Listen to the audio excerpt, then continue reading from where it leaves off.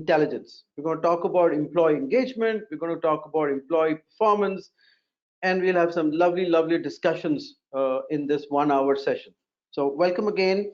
Let me quickly get on with the webinar. I see a lot of people still joining. I'm also pretty excited with the number of people logging in. I could see representation from 25 countries logged in today. That's amazing, right? From Asia Pacific, Egypt, one of my favorite destinations, Italy, Singapore, Bahrain, Kenya, UAE, amazing lot, all the way to US, UK, Canada. Thank you guys for joining. Also from various verticals, I can see academia, I see services, IT services, pharma, healthcare, chemicals, power utilities, lifestyle, telecom, manufacturing, BFSI, food, FMCG, airlines, government. So it's an amazing list. So, which also means EQ for emotional intelligence as a topic has a very, very wide repercussions, and the understanding of it will make us much more better person, and also would be able to collaborate and work better with other resources. So that's what the topic today we're going to talk about. Let me give you a little bit about who all going to be coming in and speaking. My name is Sunil Mehta. Welcome to this session. I look after the business of Quinn in Middle East, India, and Africa. I would be joined by my friend David Lutzowski. He's the keynote speaker, and very, very happy and honored that he could spare his time right from US, Pennsylvania, early morning for him, close to about 5:40, to spend some time with us and also talk about his experience with EQ. So thank you, David, for joining in. Very happy to be here. Thank you very much for having us. My pleasure, David. And we also have Pankaj. Pankaj is the Chief Strategy Officer for TAL Success. He'll come back towards the end, pick up some of your hot questions, very, very important questions, and ask the panelists about those questions, and also would give a word of thanks. So thank you, Pankaj, for being on the show. Thanks, Sunil, for introduction. Thanks, David. Okay, so let's quickly get into a little bit about who we are, and then we get on with the main subject. And I want to take you through with our journey. A lot of you, I can see from your names, you know us, but a lot of you don't. So I'm going to give you a 5 minutes quick introduction and hand over to David later. We started a journey in 1992 as a global organization in Amsterdam, as you see here. India got opened in 2004 when we set up our consultancy base here in India. We are now in multiple cities. We started something called as Quinn Colors. That was the people side of it. And the reason why we launched that was because a lot of our consulting project was not really going the way we planned it to go, right? And we realized it's not because of the best practice, it's not because of the technology that we're using, it's mostly because of people. They're not willing to change, the collaboration doesn't work, the communication strategy is not going the way it's supposed to be. So to manage all that, we launched something called as Quinn Colors, and we've been integrating that part of most of our deliveries that we do. But what we realized was being a division is not good enough, so we launched it as a separate brand this year, right? Or last year towards the end, 2021 is when we launched TAL Success as a separate brand. It's a brand of Quinn, but it's purely focused on the people side. And emotional intelligence is a very, very intrinsic and a very strong pillar in that. Now, a little bit about TAL Success. It's a brand, as I said. We used our 15 years of experience in India and 30 years globally to create some of the best IPs, contents, so that we can either bundle it in some of our deliveries or can also do it standalone.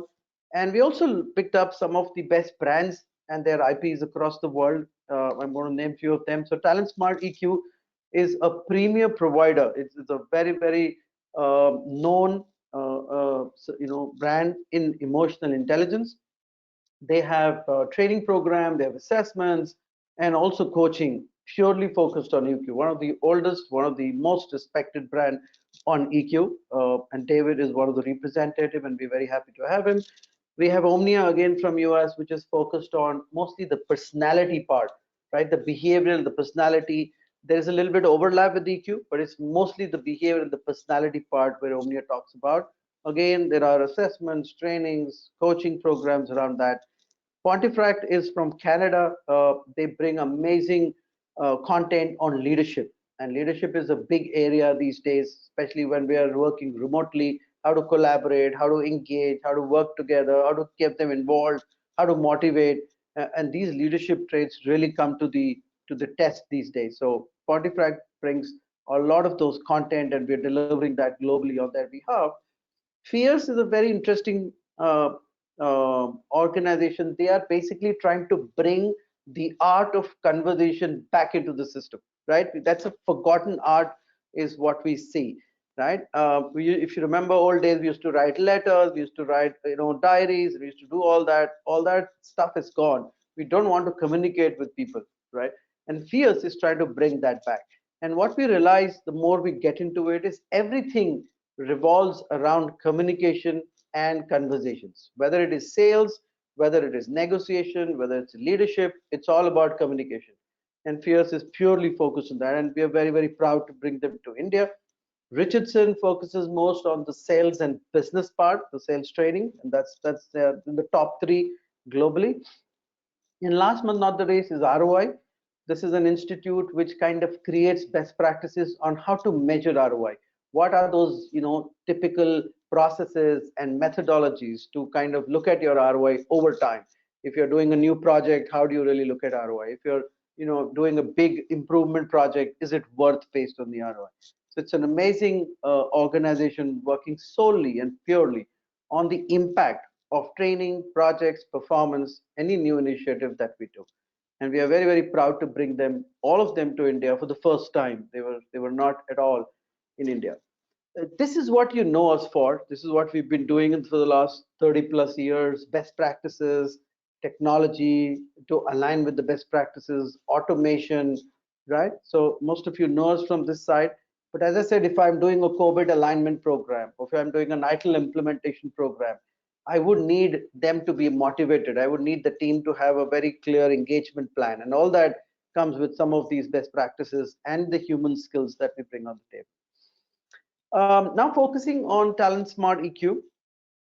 This is what we currently have. This is the assessment. So you can do a personal assessment to understand what do you know about yourself, how do you engage with yourself, and how do you manage yourself. That's more the local part, the me part. And then how do others view you, right? So that's the multi-layer, the 360-degree around it. What is their thought process about you? How do you manage things? How do you do it in a pressure and, in an urgent situation? How do you react? How do you communicate? How do you engage with people? So it's a very, very interesting assessments set that we have. And based on what you look at the assessment and the rating that you have, it's nothing good or bad. This is how you are, right? But the good thing is, emotional intelligence can be worked upon. It can be improved if you work on it on a consistent basis. And that's when the workshops come in, right? Those are level 1, level 2, and so on and so forth. You can get into our website. You can let any one of us know. We can send you a lot of stuff, but this is typically what we have on offer. And there are also some special offers, thanks to David and his organization, and also to Pankaj. They have been able to create some special offers. One of the first offer, and I want you to read it very carefully, is that they say the top 10 best questions get a complimentary copy of the EQ 2.0 book, right? It's an ebook. If you try to buy it, it's about 1,200 rupees on Amazon, but we're going to send you an ebook, but you need to ask the relevant questions. So the top 10 best questions get that ebook.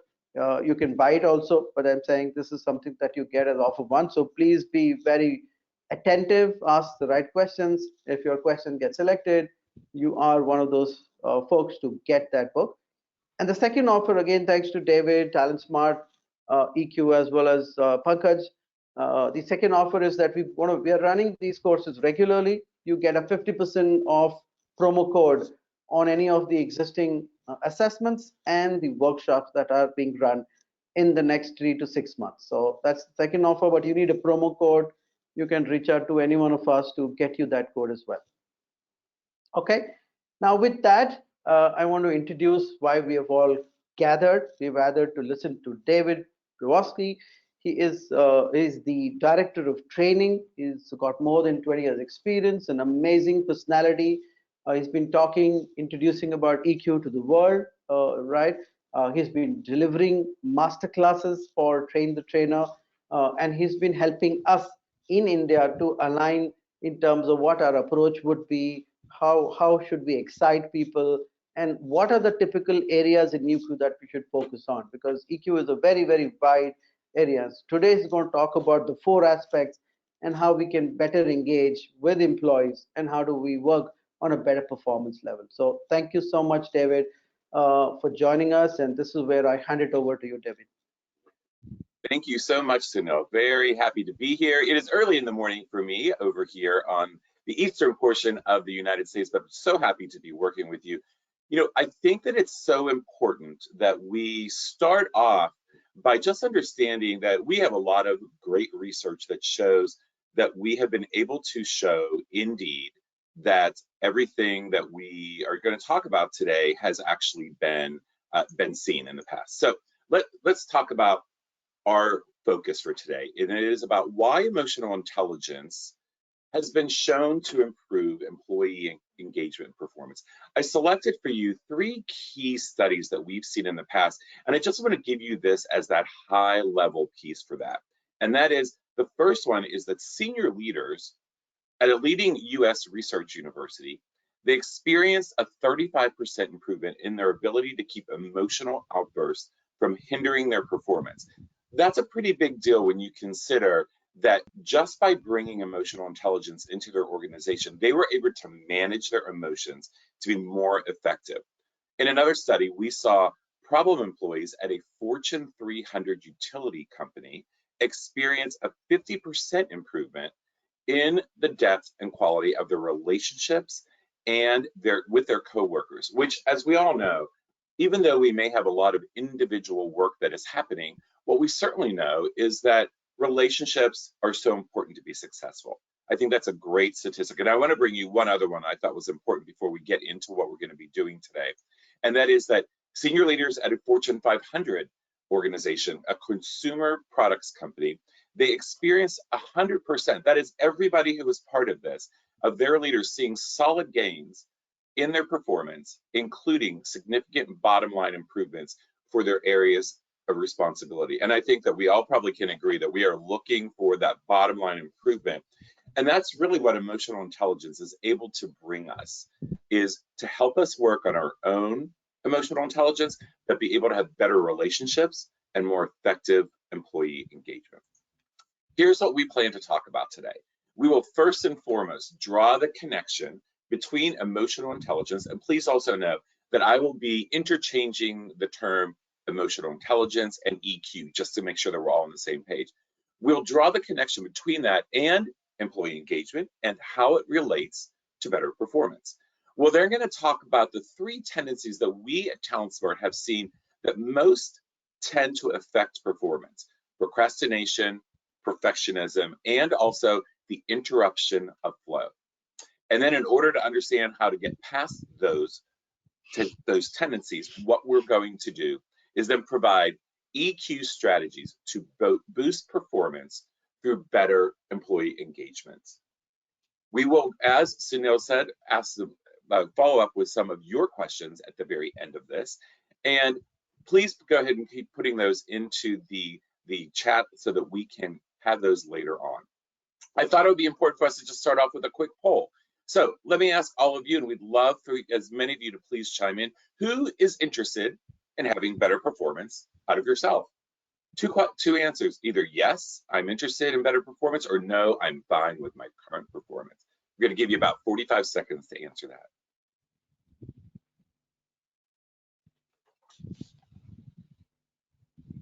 Okay, we've got 10% votes done, so I think we need to be a little bit more agile.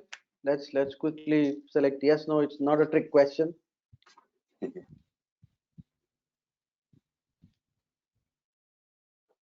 And while you're doing this, just as David said, this session is getting recorded, so you will get a recording post that, so don't worry.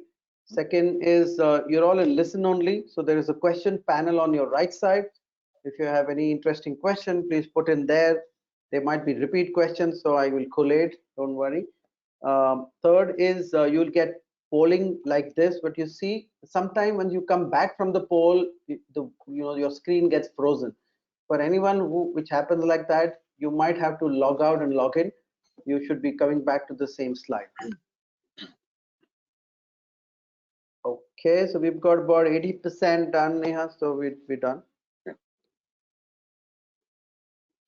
So David, as was expected, 99% of the folks says they are interested in better performance. There is still a 1% which says, no, I'm fine, I'm doing perfectly fine with my current performance. So it's almost 99% who wants to obviously improve their current performance. Great. Well, thank you for that, Sunil. And so that means that we are at the right place. And I applaud you if you're at the 1% that says you are currently fine. But just like me, I am interested always in better performance. So we will move forward on what that looks like. So thank you for chiming in on that. And let's first talk about here that about really what we're talking about when we get to better employee engagement and productivity. You know, often what people talk about are only the tactical or technical things about what gets in our way when it comes to better performance. You know, things like, oh, I didn't meet my deadline, or perhaps it was, I didn't get enough sleep last night, so I'm going to blame it on that. Or maybe my diet isn't working, or things that are just not really getting to the heart of it. Because the real answer for what usually gets in our way is something about our emotions. Now, here's the honest answer about this, is that we don't like to talk about emotions sometimes, but since we are human beings, humans are emotional beings, and we have to understand that emotions do affect how we are when we are in relationships and as well as our productivity. One of the important things is to understand, though, is that you own what you can do with your emotions, and that's what we're going to talk a little bit about. That's where emotional intelligence comes into play.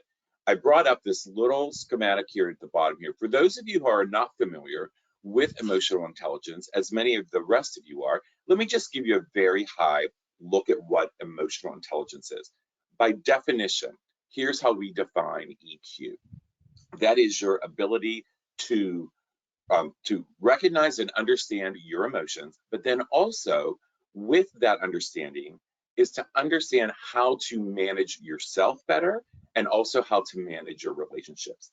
There are 4 key skills, and as Sunil mentioned, we can actually build and work on our emotional intelligence. So you have 2 personal competences, which are self-awareness and self-management, but you also have the social competence part, which is social awareness and relationship management. We are going to focus a little bit more on the 2 personal competences because that is where you are able to work on your own productivity and relationships better. So let's get into the 3 tendencies we have seen to be the most that get in our way. So here we go with our first one. Our first one is procrastination. So I want you to think about that for a second. So many of us suffer from procrastination. And by definition, procrastination is actually the act of delaying or postponing something. And here's what happens is that sometimes we get involved in a project where we maybe get a block and we can't actually move forward with whatever it is that we're trying to do. We get online and we start looking at things, or we start jotting things down into our own notebooks, or we walk around and we're trying to figure out what is it that's going to get me started. It seems sometimes like we might be bored or we might be overwhelmed, but the real reality of what procrastination is about is that somehow I have not been able to focus. So this first piece of not being able to focus, or how we call it procrastination, is a big tendency that gets in our way. Our second one is the tendency of perfectionism. So Aristotle, we put his face on this slide here because he has been known to talk about perfectionism in a way that no one else can. He has been able to talk about the fact that, and let me just give you some of his definitions, and I'm going to make sure I read these correctly.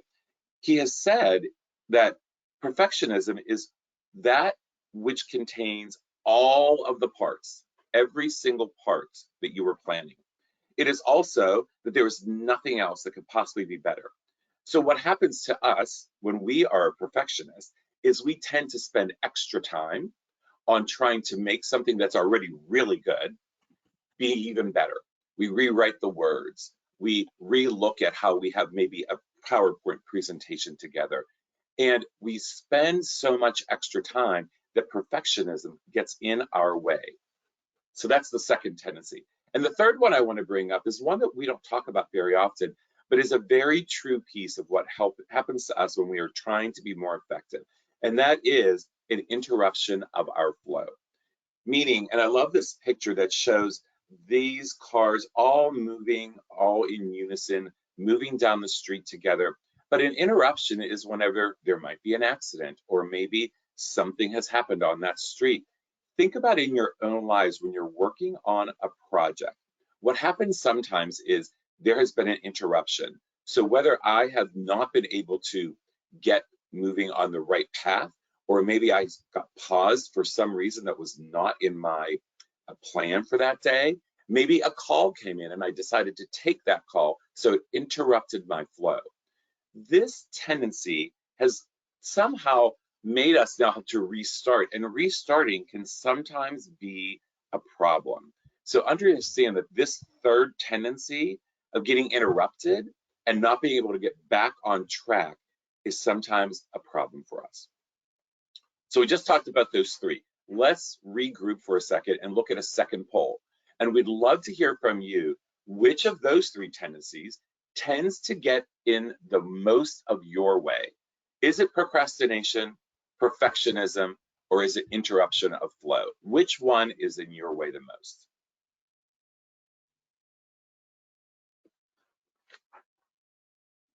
Okay, we've got 10% votes. Let's quickly get on the poll. Okay, it's improving. It's 20% now.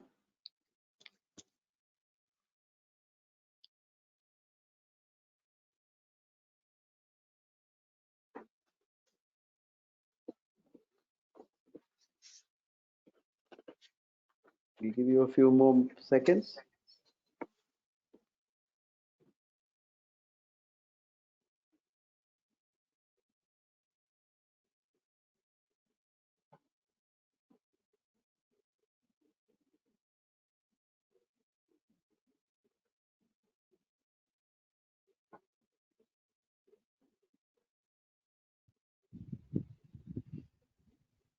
Okay. Okay, so David, this is the result. So we've got a very equal distribution. So it's Okay. not one tendency. So procrastination is 34%, perfectionism is 34%, and interruption of flow is 32%. Wow, thank you for that. And that does not surprise me because we're all such individuals that it really depends on what gets in our way. But I think it's important that you know what gets in your way so that that's the place that you can focus on. So since we are really divided across the board, that's going to help us as we go through some of what's going to help us out. So let's move into what that looks like. And we're going to focus on the two personal competences. Let me share with you the definition of self-awareness. It is very simply your ability to accurately identify your emotions and your tendencies. And then self-management, we'll get to that one in a little bit. That definition is being able to manage what you are aware about yourself, but more importantly, manage it to a positive outcome. So let's look at our first strategies within self-awareness. The first one I want to talk to you about is about leaning into your discomfort. You know, this sounds not very fun, right? When we have to lean into our discomfort. But here's the thing that is very helpful. When you lean into your discomfort, it is about not ignoring the emotions that you're feeling. Often, that's what we want to do. But when you actually allow the discomfort to come in, instead of being concerned about, I'm going to let an emotion in, I want you to think about emotions this way. Treat your emotions as data. So anytime you get data for whatever project you might be working on, typically what we do with data is we analyze it.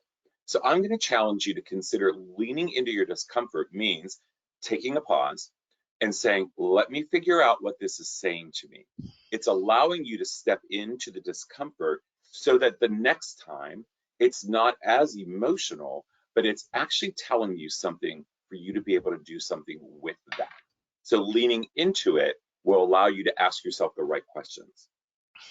The second strategy really comes from this one as well, and it is about stopping and asking why you do the things you do. Very often, in business especially, but emotional intelligence touches all parts of your life, but in business, we tend to ignore our emotions and try to push them aside. But here's the thing, they will always be there. You can't get away from your emotions because they happen to be part of who we are. So what might happen is I push them aside for a little while, but later on they might come out when you least expect them, whether it's in another meeting at work, or it could potentially be at home, which is really where you don't want those emotions to come out. So stop and ask yourself the question, why am I doing the things that I'm doing? That really key question of why allows you a couple things. Is I can even delve into, is the reason I'm a little bit more emotional today because maybe I didn't get proper sleep last night. Yeah, I was tossing and turning and I got up and I have a big presentation today and I just am not rested enough. So I'm maybe a little bit shorter with people, or maybe I'm just not on my game. Maybe something else is bothering me. Maybe there is a deadline that is looming on me and I am so concerned about it that I'm focused on that. So when you stop and ask why, you get some answers. Again, treating your emotions as data, it allows you to consider all the reasons why so we can help get those out of our way the next time. The third strategy I will share with you that works very nicely is to keep a journal about your emotions. So let me share with you why we want to do that. Often we can learn about previous emotions that we've had so that the next time that we have that same emotion, I already know how I got through those. Now, some of you might be thinking, I really don't keep a journal. That is fine. So let's think about the different ways you could do this. We all use our cell phones for many different reasons.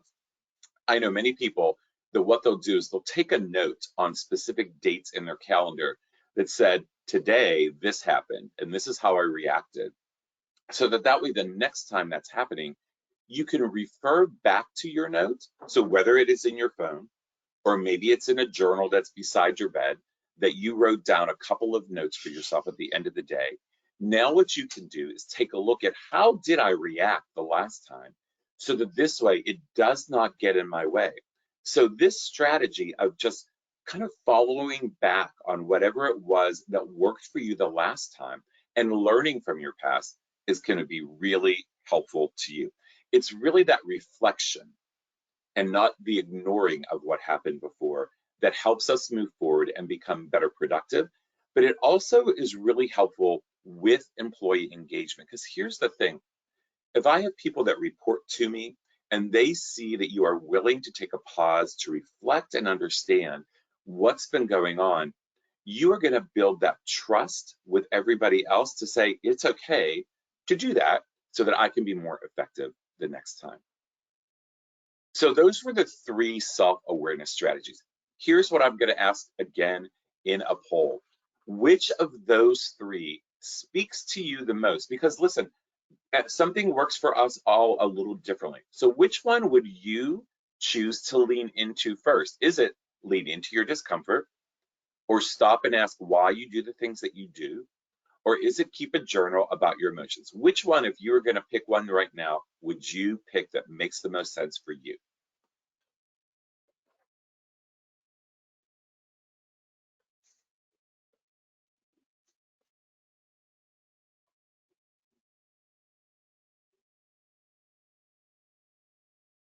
Okay, this is a thought-provoking one. We've got 20, we've got, okay, 35%, very nice. Can we get more of your responses, please?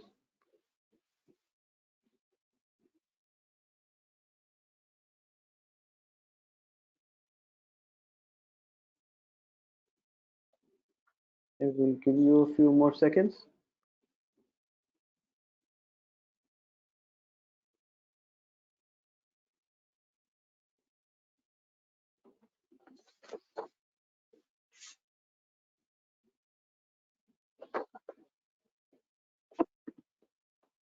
Okay.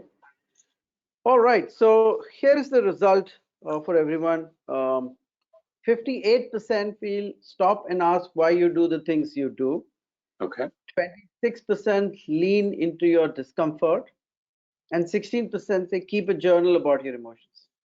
Great. Thank you very much, Sunil. So overwhelmingly, it sounds like stopping and asking why you do the things you do works for you. And again, whichever works for you is the one for you to focus on. And let me just talk about that one really quick again. That is the one I will say that I use an awful lot for myself. I have found that when I stop and ask why in the moment, it's much easier than trying to figure out what happened tomorrow, talking about it tomorrow whenever it happened today. So my encouragement to you is ask that simple question. Why did that just happen? Why did I feel that way? It is amazing what you will find out if you ask that question, because it is about being more productive, having better performance. And sometimes those emotions get in our way. And when you figure out which emotion it is and why it happened, you will end up being a lot more effective as you move forward. Thank you for all answering that. So let's move into the other part of the equation, self-management. So I know we said that we were going to do a total of 5 strategies, but I have a bonus one for you in self-management. The first one we're going to talk about is taking control of your self-talk. So I put a picture of the brain on here because I want you to just understand that you own what that little voice says in your head. What happens to us is we do receive any kind of stimulus through the back part of our brain here, and it moves into the limbic system, which is where we experience those emotions. Very quickly, it moves over into the rational side of the brain. And what happens here is that we assign meaning to whatever it was we were feeling based off of anything that has happened in our lives. So we have this reservoir of here's what's happened. And so we're able to assign meaning based on maybe things that happened when we were younger, or even things that happened as of yesterday.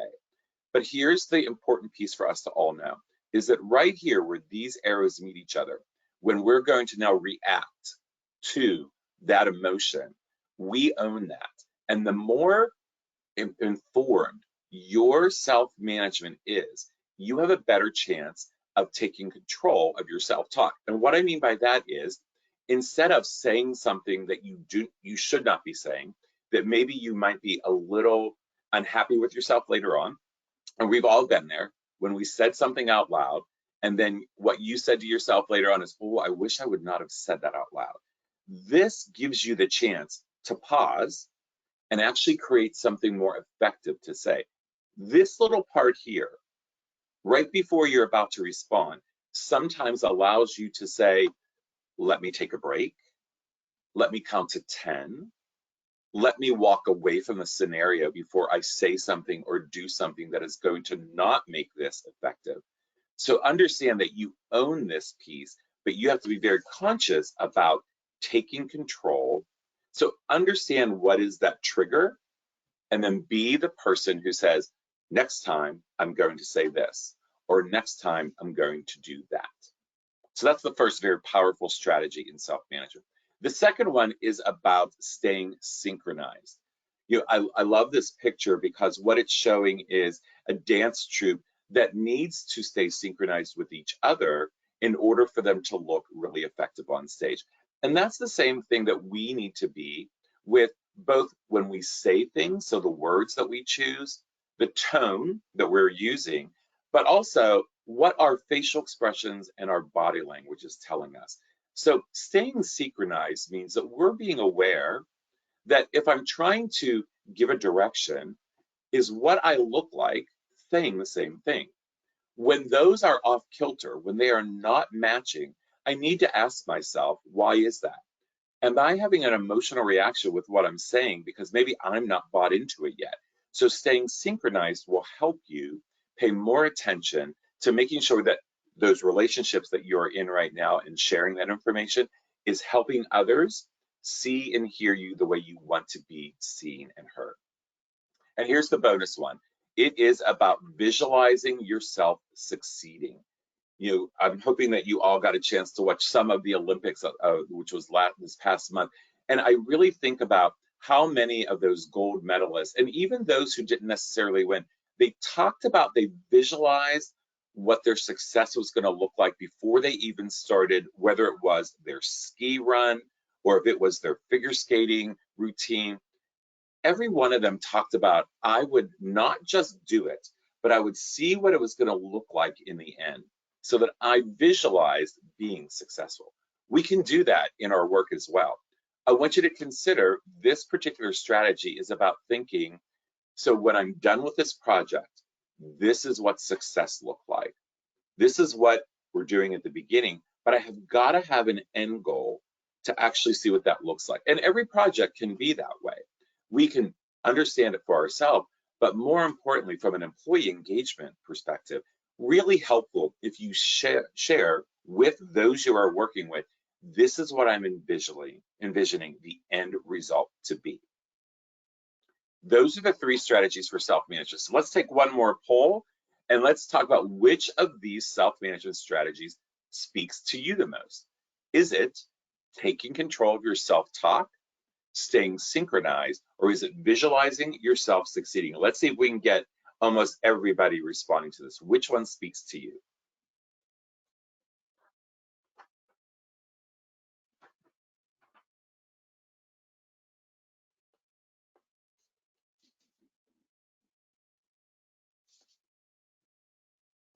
Okay, this one seems to be tricky. We've got only 20%. Yeah, let's move on it quickly. We've got 40 now. That's good. Great. Okay, we'll give you maybe 20, 30 more seconds.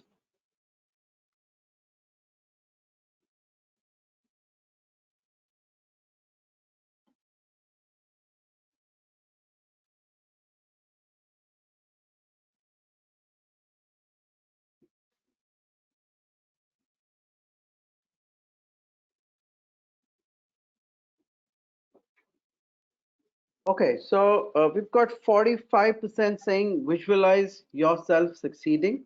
Okay. A good one. 43% say take control of your self-talk. And 12% say stay synchronized. Great, thank you very much, Sunil. So it sounds to me like visualizing yourself succeeding and taking control of your self-talk are really resonating. And let me just speak again really quickly to this. Visualizing yourself succeeding can really be an effective strategy if you want better performance. Here's what I have found in many of the organizations I've worked with around the world, quite frankly, is that sometimes we have not even identified what that end result looks like. So take a pause and make sure that as you are planning out whatever it is that you're working on, what does the end look like? What does success look and feel and sound like? And I will also tell you that taking control of your self-talk, it is something that I worked on for quite a while. And I found myself actually being much more successful because I would have the same trigger. And sometimes I was not able to hold off what I wanted, what I shouldn't be saying. And it got me into trouble sometimes. So when you're able to take control of what's about to come out and even sometimes say, I need to take a pause, excuse me for just a minute and I'll be right back on that. Whatever that looks like in your world, it allows you to come back with a deep breath and then respond a little bit more effectively, more professionally, and in the way that you want it to happen. So thank you for responding to that. Let's pull these all together and see where we are. We started off talking about that the 3 key tendencies that we have found tend to get in our way of better performance and employee engagement is that we procrastinate, we are sometimes a perfectionist, and that there is an interruption of flow for us. It sounds like we were all very split across the board for all 3 of these. So for you, which one is it? But then we introduced our first set of strategies. So being from self-awareness is consider leaning into your discomfort. Don't run away from it, lean into it so that you can understand why it's not comfortable. The second strategy that we shared was to stop and ask why you do the things that you do. The reason that we do that is so that way you don't do it again the next time if it's not effective. So when you just pause for a minute and ask yourself, why did that just happen?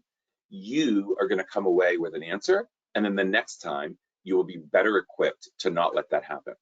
And then the third strategy that we shared was keeping a journal about your emotions.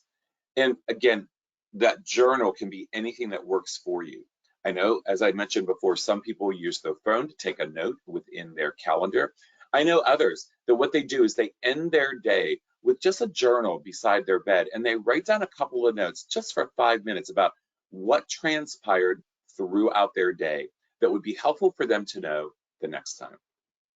Then we moved into the 3 self-management strategies. The first one was taking control of your self-talk, that is making sure that you understand you own what is going on up in that brain of ours, so you can make sure that whatever it is that you say or do is going to be effective. We talked about staying synchronized, making sure that everything is all in sync, the words that I use, the tone that I'm using, as well as my physicality. And the last strategy that we shared, that bonus one, is visualizing yourself succeeding. That is about you figuring out what does the end result look like so that I can be successful. I do want to give a big shout out to something new that is coming at the end of this month. And I will tell you that Tell Success will get more information on this as it comes to fruition at the end of March.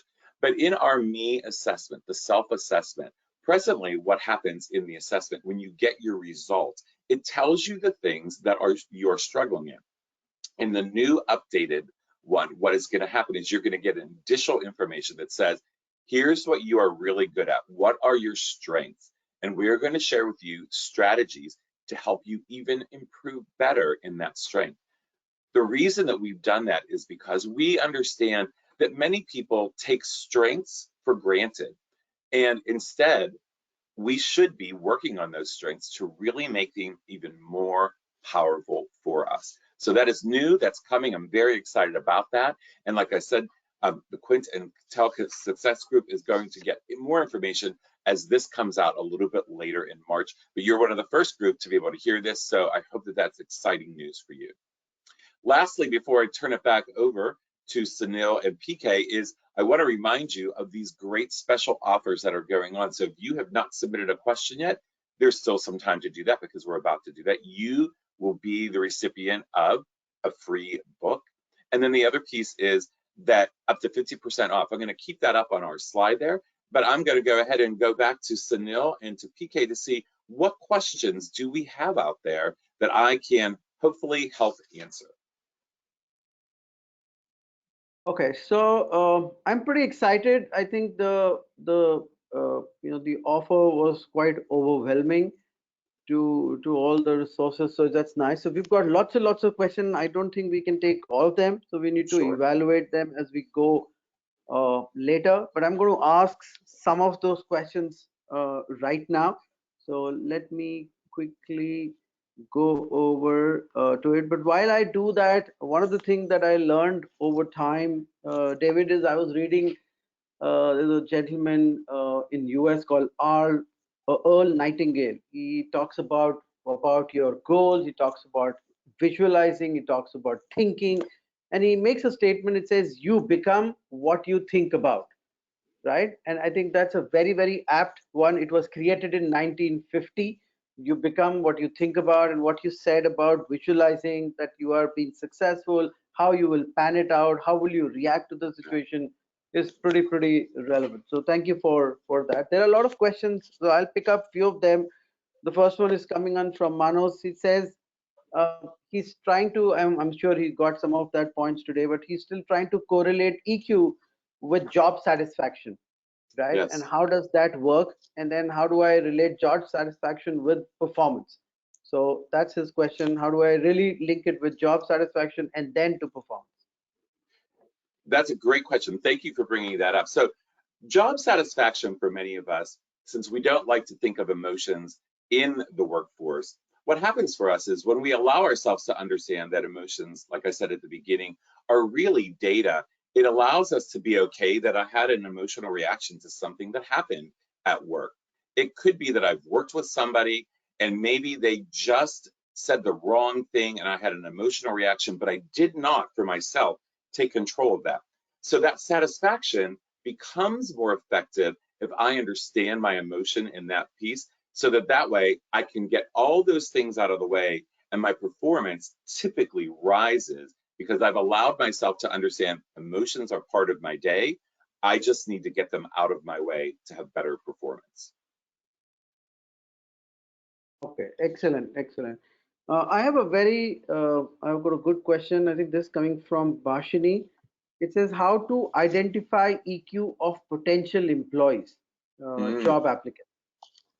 Yeah, that's a great question. I will tell you, it's a little harder to do that with somebody else, but there are some things that you can certainly do. And it's really asking people those open-ended questions about how do you handle difficult situations? How do you work with somebody that is maybe a difficult employee? Maybe it might be a peer, it could be a difficult boss, or it could be somebody that's difficult on your team. When you ask some of those questions and the responses come back that don't deal with, I understand that we're all different, and sometimes I'm able to take a pause. What I think you should be trying to hear from people in the interview process is there's at least a place for them that they are pausing to have a better reaction than just automatically responding, and that sometimes those emotions get in their way. So I think if you ask those right questions to start with and hear what they're saying about how they deal with that, you might find more emotionally intelligent people in your that you're able to hire. Yeah, perfectly. I would want to go one step and say they should take up the EQ Me assessment, because there are two types of assessments. One is for new hires, people Right. who you don't yet know about. So if they go through an assessment, you can find out what their scores are, how do they react to different situations, and how do they how do they integrate with people, how do they collaborate with people, and that could give you a good idea before they join in. And the other is if you already have employees, how to put them onto a development path of collaborating and having better performance, better reactions, better thought process, in situations. So I would say take the assessments either for new hires or for existing, would give you a very good clarity in terms of their own behavior with respect to EQ. Yes. Yes. Okay, thank you for that. Another one which says, it's a different one. It says, how does one deal with a toxic work environment? And I know you have put in a lot of webinars. I think there are a lot of videos onto the website. If you go to talsuccess.com or even to talentsmarteq.com, there are a lot of webinars on the toxic work environment. But David, would you want to kind of quickly respond to this? Absolutely. Great question, because at different times in our career, we deal with toxic work environments. And typically, a toxic work environment means that there's toxic people that are involved in that. So what I would share with you is that not paying as much attention to other people's toxicity, but pay attention to if you have any place in causing that. So sometimes what happens is we're working in a toxic environment. You might need to take a step back and even say out loud to the group that you might be working with that it's feeling a little bit uncomfortable. We're not being very productive right now. So maybe we need to take a step back and start asking questions to ourselves. Is there something that we're not asking out loud? Is there something that we're holding back? Because when people think about what we said earlier about leaning into discomfort, sometimes people, when they're not leaning into their discomfort, it is still coming out in the way that we're choosing words. So I can't change somebody else's way, but I can certainly at least acknowledge the fact that that might be what's happening.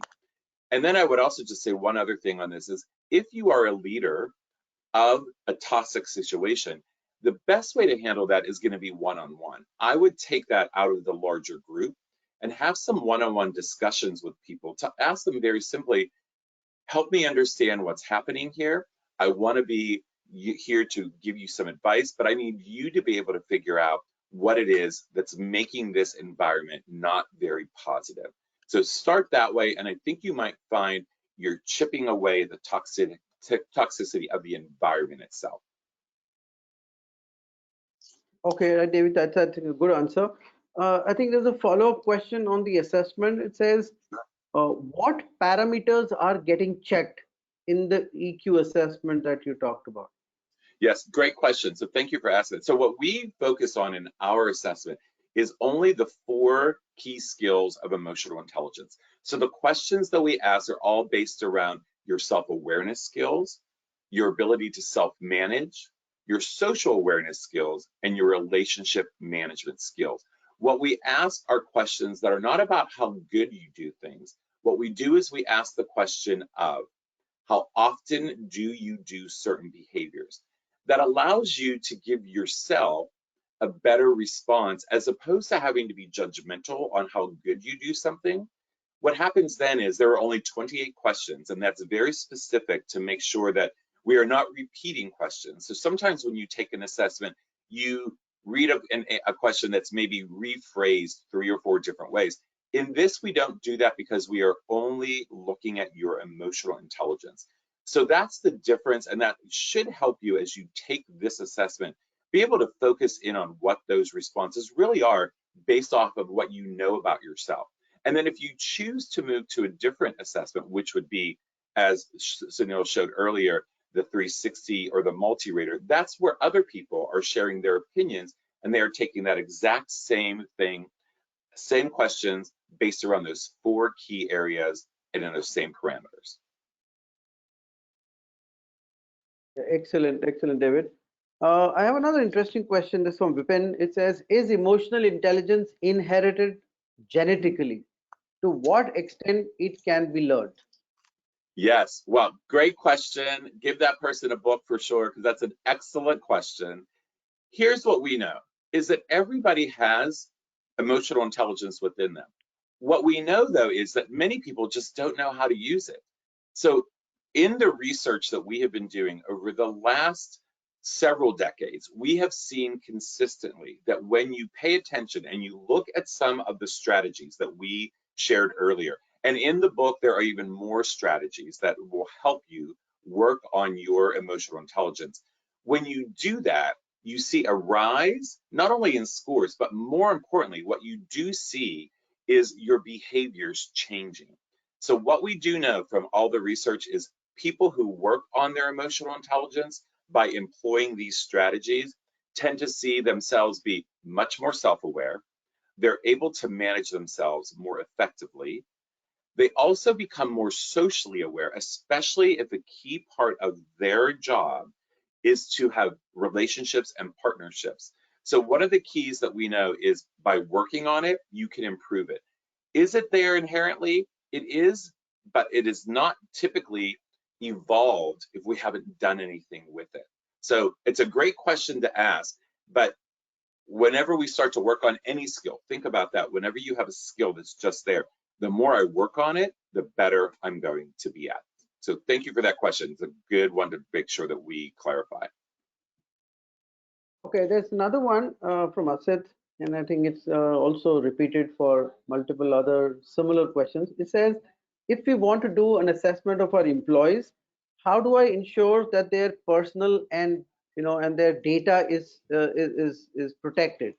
We don't want to make them more uncomfortable. So, what was the best way to to approach them so that the EQ assessments can be taken for peers? Yes, absolutely. So if we're talking about individuals taking their assessment and then nobody else knowing those scores, that is what our assessment portal is really set up. It really truly allows for that to be set up so that I take my assessment and the only person that is getting the results will be me. What happens then if you choose to do a debrief or be part of one of the programs that Sunil shared earlier? In that program is a debrief that you get to then share whatever you desire to share, or just keep that to yourself. So those scores and all of the behaviors that come back only go to the person who did it. Let me also share, though, if you're using one of the 360 or the multi-rater and other people are sharing feedback on you, what happens there is it is all anonymous. Names are not shared. And the important thing about that is we make sure that there are enough people in each grouping that you have asked to share information on you that you are not able to tell who is sharing any information. So it is all very anonymous, and our system is set up to keep it that way for you. So you can feel very confident that people will not have their information shared outside of that. I think that's an excellent solution. However, as I said, in wherever we are using this, we need to, the person who's getting analyzed has to be very open very transparent, because that's when the learning happens. If we are saying that, okay, I don't want to do the assessment because you'll know about me and then you'll probably use it against me, yeah, that's not the intention. The intention is that you become more collaborative, you become a better person, your performance improves.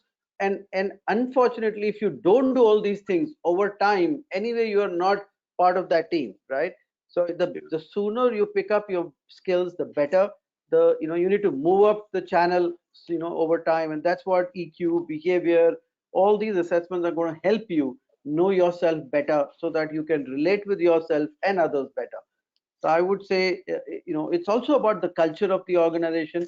We are working with one of the largest telecom in India on emotional intelligence, and the way they have approached it from a I would say culture point of view is amazing. They are sharing with each other their reports so that everybody knows everybody much better. So I know how you will react, so I will probably rephrase it in a different way. I know you're a perfectionist, so I will do it in a different way, because when I approach you. So if you know these people, or you know your peers and your employees better, you will probably be able to work better with them, and then their reaction would be more predictable. So yeah, I agree with you absolutely. Okay, we still have around 30 more questions. I'm going to pick up some of them only. Sure. This is more on action based. This is from Ifat. One of the first questions is put in: what are the various ways to motivate my peers to take the best out of them?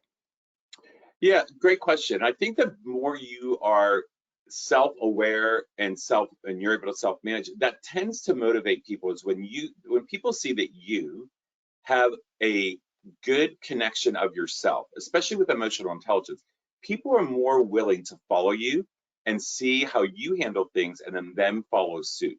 That's where the social competence aspects happen here. There is the social awareness piece that is about, what do I need to know about my peers so that I can be more effective with sharing with them the results of what I've been working on.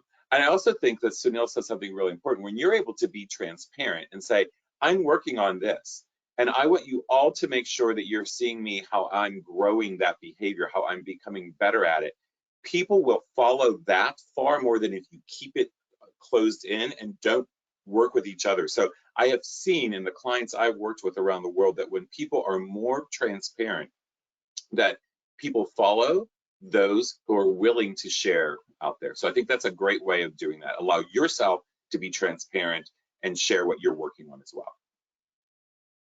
Excellent, excellent. So I'll pick up one last one before I hand over to PK. It says some people put out better work when they procrastinate and finish something just in the nick of time, right? Because they're under pressure. Should they get rid of this habit, or is this something maybe making them more productive? Yeah, excellent question. So here's the thing: if it's not getting in your way, don't change it. But do understand that sometimes procrastination filters over to another project, and now I'm always behind on that. Now, listen, if you are good with always being just in the nick of time getting things done, then if that works for you, you shouldn't change that. What should be in your mind is it making other people think that that's the way to work and that it's not working for them? I say that because I know many leaders who say, I work very well this way, but then the people who work for them are trying to mimic that same behavior and it doesn't work for them. So I think don't change it if it works for you, but make sure that for others that they understand that this may not be for everybody. So keep doing what's working for you as opposed to changing it. Yeah, I agree. I had a colleague of mine, in my previous organization, where he would finish the project the same night, right? So if it's a proposal we have to make and we've got 2 weeks, yeah, the proposal will come to me the Sunday 8 p.m., right? And he's always do it like that. He always finishes, but just in the nick of time. And we are always in a hurry. We don't get time, but as per the deadline, he does it. So do we like it? No. Does he do a good job? Yes, because we didn't have to do too much, transaction, but it puts a lot of pressure on the entire team because we did not get time to review it. So I would say if it works for you but not for your team, the whole concept of procrastination is that you're thinking too much, and and if you involve 3 more brains in that discussion, your procrastination will get reduced. So one thing that we learned with talking to people was they used to do a lot of, in the virtual environment where you can't see and physically be with somebody, they were just fixing up meetings just for the discussions, right? So 30 minutes, 30 minutes, 30 minutes, that forces them to come on the line, come on the on a conference call, and then just speak their mind. And that helped them to kind of do some bit of urgency before the deadline comes. So maybe that helps. But as David said, if it works for you and works for your organization and they're happy with it, don't change anything, right? Okay, so that brings us towards the end. I'd like to hand it over to Pankaj quickly. As I said, we still have questions, guys. We will respond to it. I will collate all of it, send it to David for his comments, and send it back to you. We will also share with you the recording, so don't worry. That some of you have asked me that when would the recording come. Give us a few days. We'll just make it look better for us and for you. We'll share it back to you. But I like to hand it over now to Pankaj for a quick word of thanks. Over to you, Pankaj. Thanks a lot. I think we have people from across the globe joining this event. We have people from MENA, which is Middle East, Sri Lanka, Bangladesh, US, UK. So thanks a lot, everyone, taking an hour out on a working day. Thanks to David for taking time out. I know it's early morning for you in US, and thanks Neha and Sunil for organizing this. Plus, I think we've just announced the two takeaways. So, guys, please, we will be announcing post this event those top 10 questions and the free ebook, and also those who are willing to join this assessment or training, they will get a discount from us. Thanks once again, everyone, and bye for now. Thank you. All right, thank you. Have a great evening, morning, day, wherever you're logging from. Thank you so much. Thank you, David. Thank you all very much. Have a great rest of your day.